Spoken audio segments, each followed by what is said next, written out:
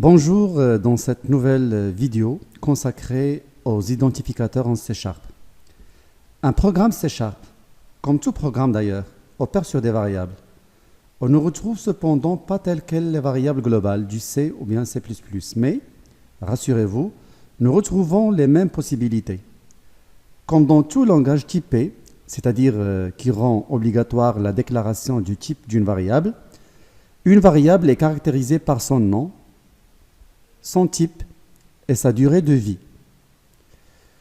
Après, nous verrons cependant que C# a introduit un mot-clé qui est dynamique et qui représente un nouveau type de variable, à savoir les variables non typées.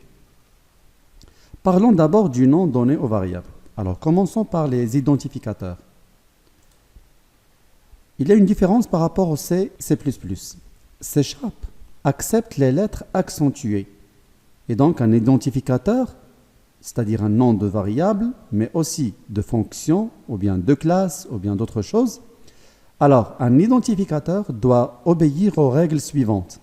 Premièrement, le premier caractère doit commencer par une lettre, de A à Z, soit en majuscule ou bien en minuscule, ainsi que les lettres accentuées, ou bien aussi le caractère de soulignement. Deuxièmement, les caractères suivants de l'identificateur peuvent contenir les caractères dont il vient d'être question, ainsi que des chiffres. Alors, la minuscule et la majuscule d'une même lettre sont considérées comme des caractères différents, contrairement au C++. Les lettres accentuées sont acceptées dans un identificateur et il n'y a aucune limite quant au nombre maximum de caractères qu'il peut contenir, bien sûr. Ce qui n'interdit pas de faire preuve de bon sens. Un mot réservé de C#, par exemple int, peut être utilisé comme nom de variable à condition de le préfixer de arrobasque.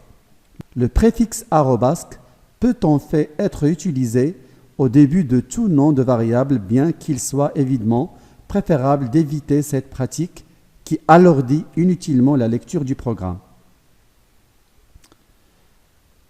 Il n'y a pas de règles, seulement des modes. Quant à la première, de former le nom des variables, toutes les conventions se valent.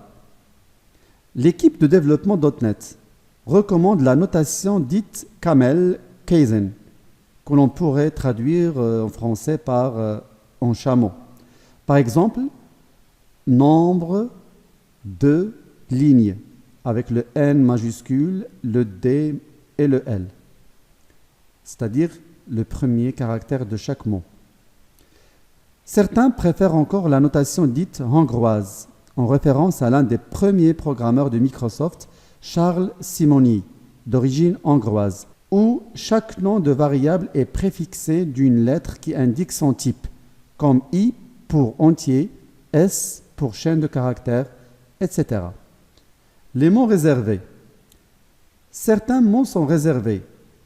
Ils ont une signification bien particulière en C# et ne peuvent donc être utilisés comme nom de variable ou de fonction, sauf si on les préfixe de arrobasque. N'utilisez pas non plus des noms de classes, comme des classes existantes de l'architecture .NET ou classes du programme, ce qui introduit le compilateur en erreur.